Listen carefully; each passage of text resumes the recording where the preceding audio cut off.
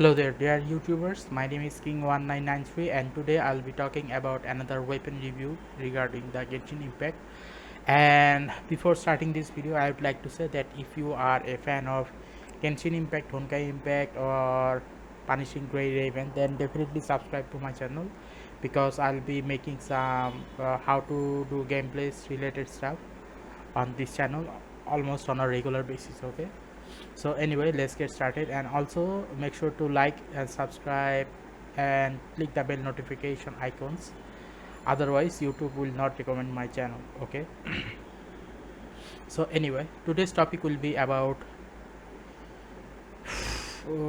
pole arms. Okay, now what is pole arms? Pole arms is basically a weapon category in the game. Now let's go to this website called Genshin.gg and then select the tier list and then select this pole arm. Now as you can see, there are total 5 pole arm users. 2 of them are sub TPS, 2 of them are main TPS, and 1 is utility. Okay, now before talking about which type of weapon should be given to each of the character, first of all I would like to say that which type of weapon is mostly necessary. Now do remember that utility characters are highly important and sub DPS characters are also important. Okay, what is the difference between them? Main DPS character does a lot of damage. Utility characters basically enhance the fighting capabilities of the main DPS character, and sub DPS character can sometimes be used as a damage dealer, and also at the same time they can be used as a supporter for the main DPS. So in that regards, which type of weapon should be given to them? First of all, there is thing called ultimate or burst attack in the game, and burst attack basically needs energy recharge, and energy recharge can be gained in many ways. One of those ways is the type of weapon you should be using. There are energy recharge weapon in this gameplay.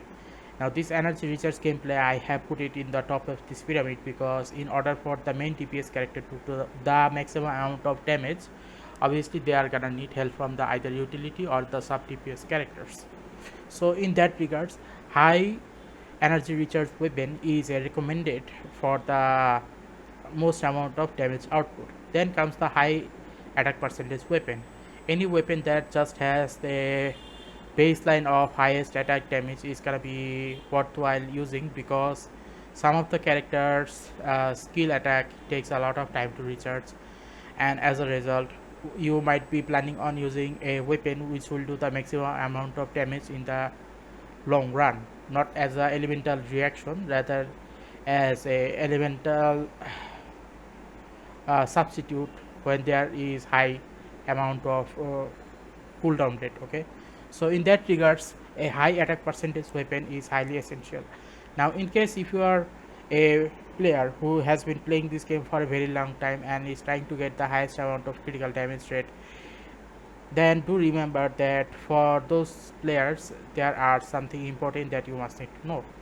In order for this third category, this critical rate and critical damage, in order for this to work, do remember that both of them are dependent of each other. If you have low critical damage and high critical rate, your critical damage is not gonna do that much of work, and if you have high critical rate, and if you have high critical damage and low critical rate, your critical damage is not gonna happen. So what I meant to say is these are dependent on each other, and there is a ratio of 1:2. For example, whatever this is, if it is 200, then this one should be about 100. That is the ratio, and if that ratio is not made properly, then the damage output actually goes down. So there are many critical problems with this critical rate and critical damage, which is why you should be considering this type of weapon at a very later part of the gameplay. Okay, at the beginning part you are not gonna have fun if you put to one concentration on this. And then there is elemental mastery game. If you are a elemental type of user, like who does constant amount of vaporize, melt, overload, etc., then elemental mastery weapon is a weapon for you. But if you just want to do an average amount of damage, then you can do a lot of damage even without the elemental mastery. Okay, now what about HP bonus? HP bonus is something that is gonna be available at the beginning part of your gameplay, and afterwards it's not gonna be that much of a good thing. And what about physical damage, bonus physical damage? For bonus physical damage, this is an exception. Why is that an exception? For example, Eula is a claymore user. Eula has the highest amount of physical amount of damage, so bonus physical damage weapon for Eula is a good type of weapon. But in general, majority of the characters in this gameplay will either does a high attack percentage or a high critical rate or a high amount of elemental mastery. Based on that, having this bonus physical damage weapon is not gonna be that much helpful. Okay, so in that regards, you should use this pyramid as an example of which type of weapon you must need to get. Now, how can you find that information? There is another website called Genshin Wiki, Genshin Polearm Wiki. Write it on the Google, and eventually you will know about it. So as you scroll down, you will see that there are only 5 characters, and also at the same time, here are the things. There are base attack, secondary attack, and passive ability. So obviously, energy recharge weapon. How many energy recharge weapon there are? There are only 3 energy recharge weapon. So out of these 3 energy recharge weapon, which one do I prefer the most? The one which I prefer the most is this one, Favonius Lance, because this Favonius Lance has the highest amount of energy particles producing passives. As a result, if you were to give this Favonius Lance to let's say to the sub DPS characters, or let's say to Zhongli, then they will be able to do their ultimate or their skill within a shortest period of time. Okay, not skill, I mean ultimate, within a shortest period of time, and they should be able to help the main DPS character a lot. So a lance for a sub DPS characters or utility character is a good example. Okay, now what about high attack percentage weapon? Obviously there are many weapons here which has the highest attack percentage.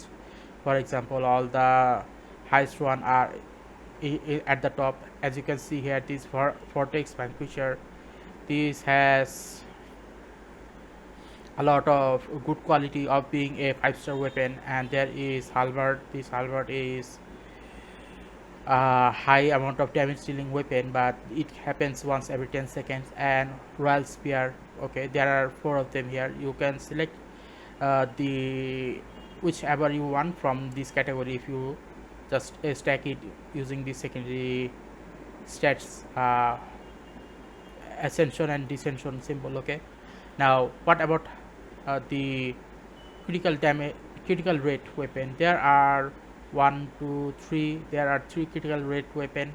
Now if you do not have high critical rate weapon, it will not work.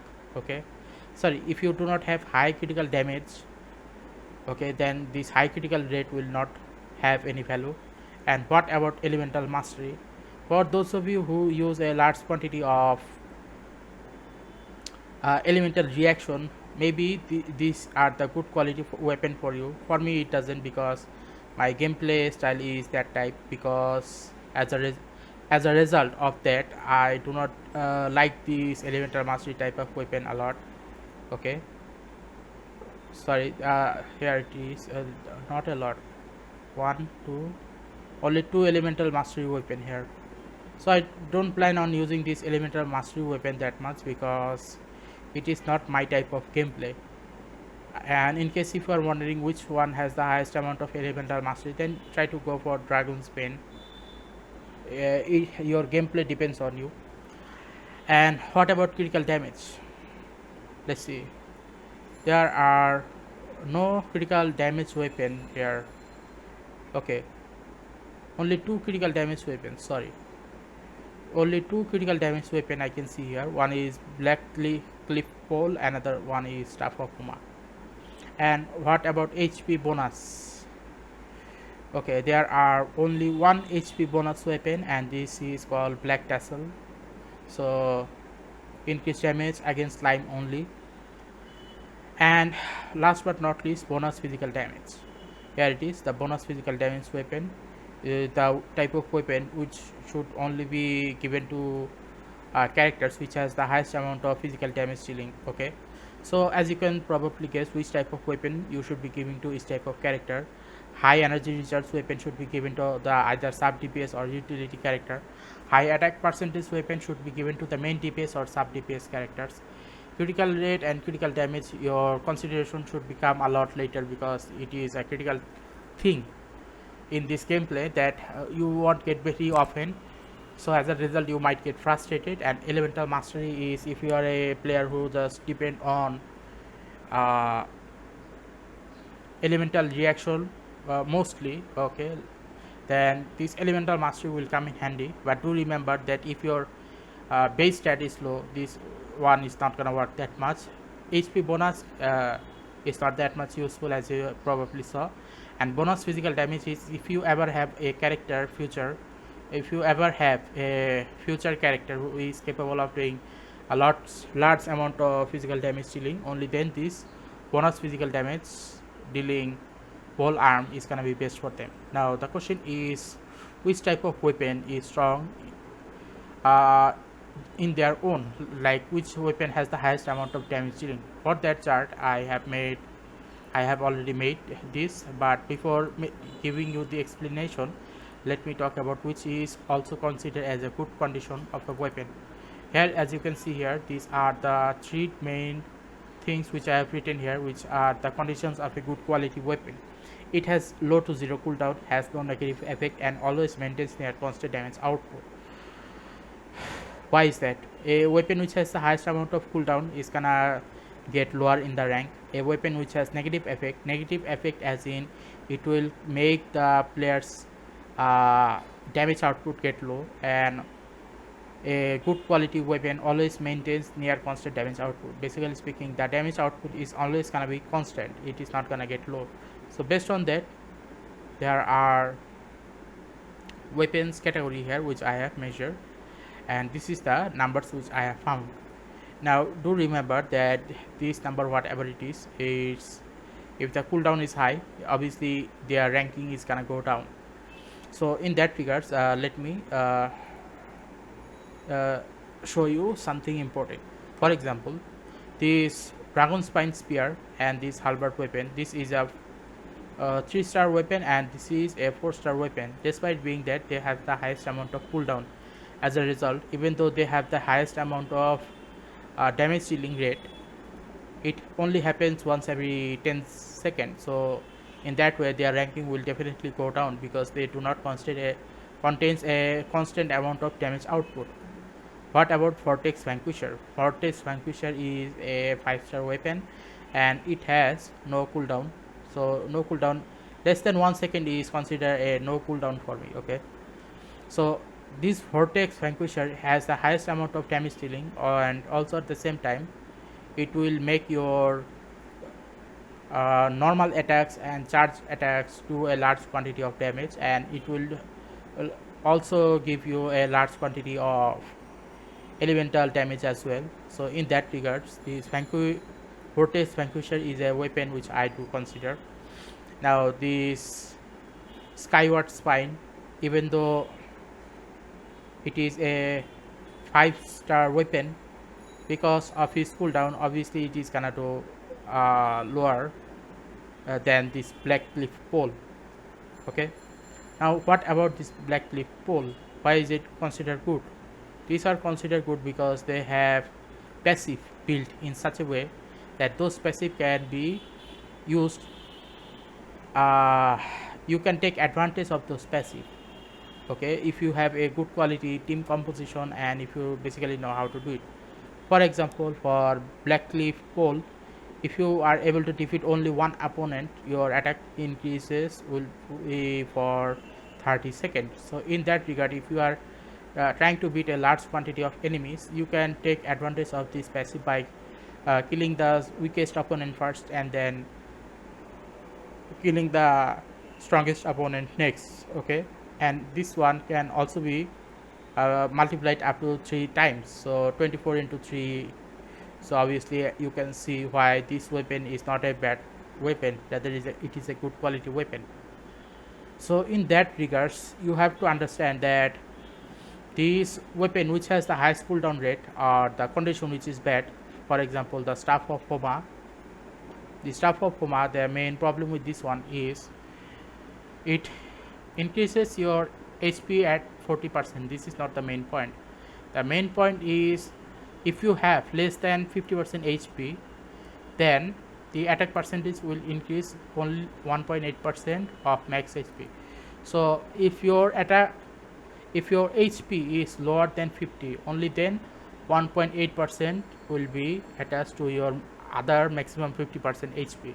So the condition in that regard is not good, which is why it is a weapon which is not gonna be helpful for many of the player, because this maximum amount of damage can only be dealt if you have half HP, otherwise it is not gonna work.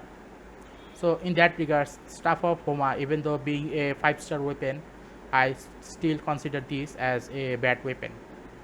So these are basically the conclusion of what is considered a good quality weapon and a bad quality weapon. But do remember that there are types of weapon, and if you want the fast energy recharge, then go for this Favonius lens, and if you just want for high amount of main DPS damage dealing, then go for this Vortex Vanquisher or anything that is written here as a good quality weapon. You should be able to do a lot of damage with that.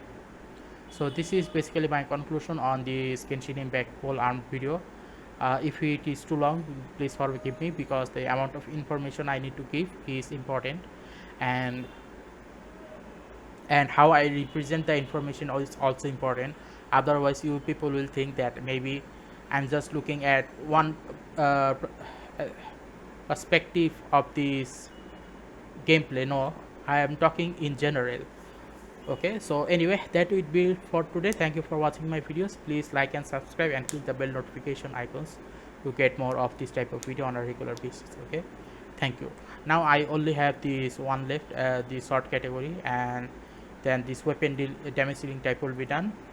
So anyway, goodbye.